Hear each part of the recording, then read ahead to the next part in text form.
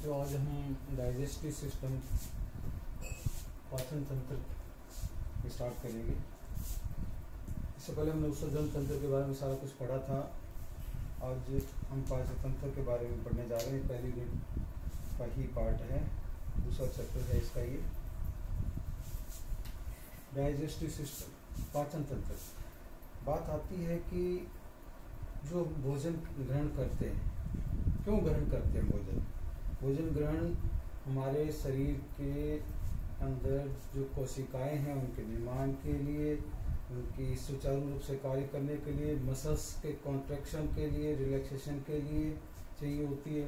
और कुछ कोशिका डैमेज होती रहती है, उनके निर्माण के लिए ऊर्जा की आवश्यकता होती है। शरीर के हार्ट स्पंदन कर रहा, सब कुछ जो क्रियाएं चल रही है शरीर के अंदर सामान्य रूप से, जो हम आज चलते फिरते दिख रहे हैं, उसके लिए हमें ऊर्जा की आवश्यकता होती है।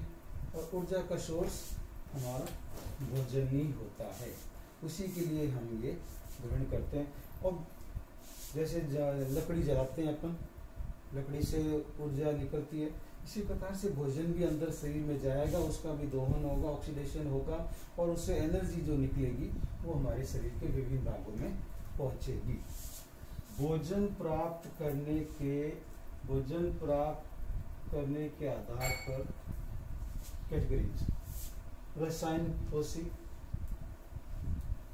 स्वयं पोषी, परपोषी, कीमोट्रोपिक, ऑटोट्रोपिक और हिटेरोट्रोपिक। रसायन पोषी जिनके जैसे सल्फर बैक्टीरिया और ये है, ये सारे इसमें काम करते हैं।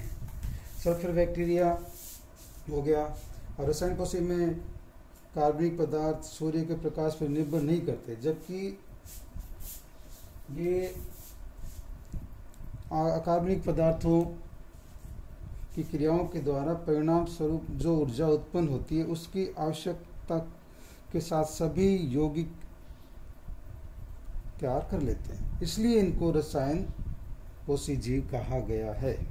जैसे सल्फर बैक्टीरिया जो मैं अभी बता रहा था, हाइड्रोजन सल्फाइड को सल्फर में ऑक्सीडाइज कर देते हैं। ये हाइड्रोजन सल्फाइड को H2S को सल्फाइड में सल्फर में कर देते हैं, फिर सल्फर को सल्फेट में कर देते हैं। इसी प्रकार नाइट्रीफाइंग बैक्टीरिया जो हमारे उपयोगी होते हैं और खाद और बनाने में भी काम आते हैं, वैसे ही बैक्टीरिया नाइट्रीफाइंग बैक्टीरिया अमोनिया का ऑक्सीडेशन करके नाइट्रोजन बनाते हैं। ये दोनों बैक्टीरिया रसायन पोषी कहलाते हैं। इनके द्वारा उत्पन्न ऊर्जा आवश्यक कार्बनिक पदार्थ बनाने के काम आएगी। इसी प्रकार से स्वयं पोषी ऑटोट्रोपिक अपना खाना बनाने वाले पौधे ही, अपन तो खुद डिपेंडेंट हैं, पौधे होते हैं। ये क्लोरोफिल के द्वारा ऊर्जा का संग्रहण करके CO2 और H2O के अंदर सहायता से कार्बोहाइड्रेट बनाते हैं। सूर्य की ऊर्जा से प्रोटीन तथा वसा का भी निर्माण होता है। कुछ बैक्टीरिया में हरे पौधों की तरह बैक्टीरियो क्लोरीन वर्णक होता है, जिससे ये फोटोसिंथेसिस द्वारा भोजन बना लेते हैं। ये CO2 और अकार्बनिक लवणों द्वारा कार्बोहाइड्रेट, प्रोटीन तथा वसा का निर्माण करते हैं। परपोषी जीव कार्बनिक पदार्थों के निर्माण के लिए स्वतंत्र ऊर्जा का प्रयोग नहीं कर पाता है, इनकी डिपेंडेंसी होगी, हम भी उसी में आते हैं। वैसे सदैव परोक्ष या अपरोक्ष रूप से स्वयंपोषी पौधों द्वारा उत्पन्न जो होते हैं, जो पौधे हैं या कोई जीव जंतु जिसको खा रहे हैं, उसके ऊपर ही डिपेंडेंट रहते हैं। अब जो पौधों को खा रहे हैं, जो पौधों को ले रहे हैं, वो परपोषी तो शाकाहारी हो गए। जो एनिमल्स पे डिपेंड है वो मांसाहारी हो रहे हैं। इस हिसाब से ये स्वयं नहीं बना सकते, इनकी डिपेंडेंसी दूसरे के ऊपर है। अब बात आती है डाइट की। डाइट क्या? आहार। हमारा खान पान के लिए हमें संतुलित आहार जरूरी होता है, बैलेंस डाइट होनी चाहिए। क्वेश्चन आता है कई बार, what do mean by balance diet, या संतुलित आहार से आप क्या समझते हैं? हमारे संतुलित आहार के अंदर कार्बोहाइड्रेट, प्रोटीन, फैट और पानी और मिनरल्स शामिल होने चाहिए। कार्बोहाइड्रेट, अगर सिंपल भाषा में कहें तो अपन शुगर, कोई भी शुगर, बाद में इसका क्लासिफिकेशन देखते हैं तो मोनोसैकेराइड, डाइसैकेराइड, पॉलीसैकेराइड इसमें आ जाते हैं। हम जो चावल खा रहे हैं उसमें कार्बोहाइड्रेट है, आलू खा रहे हैं उसमें कार्बोहाइड्रेट है, कोई अपन सीधी मिठाइयाँ ले रहे हैं उसमें भी कार्बोहाइड्रेट है, प्रोटीन, दालें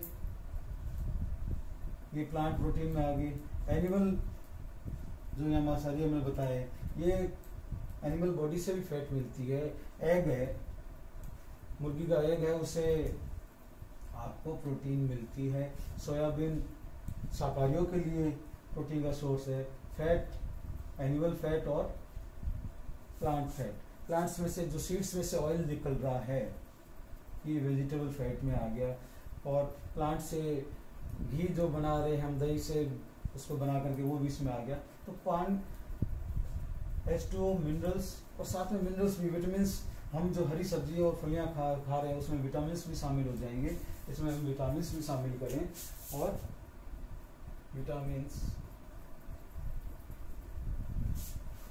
ये सारी चीजें जिस सम्मिलित हो जाती है तो उसको हम कहते हैं संतुलित आहार। इन सबको लेने से ही हमारे शरीर का सुचारू रूप से पूर्ण विकास होगा।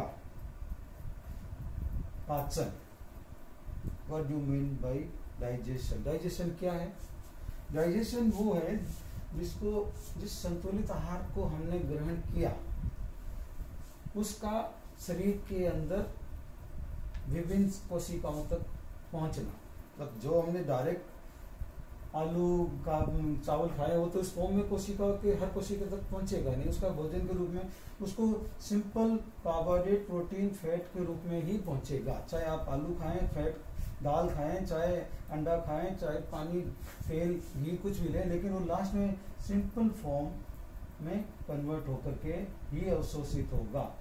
प्रोटीन, फैट, ये सारी चीजें उसमें होगी। इसके लिए यांत्रिक पाचन और रासायनिक पाचन, ये मैकेनिकल डाइजेशन और केमिकल डाइजेशन। मैकेनिकल डाइजेशन यानी हमने मुंह में ग्रहण किया तो हमारे दांत उसको दांतों से इसको चबाएंगे, चवन करेंगे, चबाएंगे, और उसके अंदर सलाइवा मिल जाएगा मुंह में से, तो द्रवण हो जाएगा, लिक्विफाई हो जाएगा।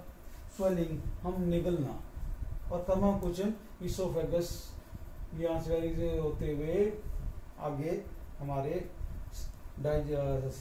स्टोमक की ओर जो खाना जाएगा तो पैरासिटिक मूवमेंट, कर्माकुचन मूवमेंट के द्वारा ही आगे जाएगा। वहां जाने के बाद में हॉर्मोन्स का, एसिड का, एंजाइम का उस पर एक्शन होगा। वो कार्बोहाइड्रेट जो हमने अगर पॉलीसैकेराइड फॉर्म में लिया तो उसको पहले डाइसैकेराइड में, फिर मोनोसैकेराइड में उसको तोड़ेगा सिंपल फॉर्म में। यानी डाइजेशन में क्या है, कॉम्प्लेक्स से सिंप्लिसिटी की ओर बढ़ना। हाँ, जो हमने जो ठोस फॉर्म में लिया उसको सब सिंपल फॉर्म में लाना, यही काम पाचन में होता है।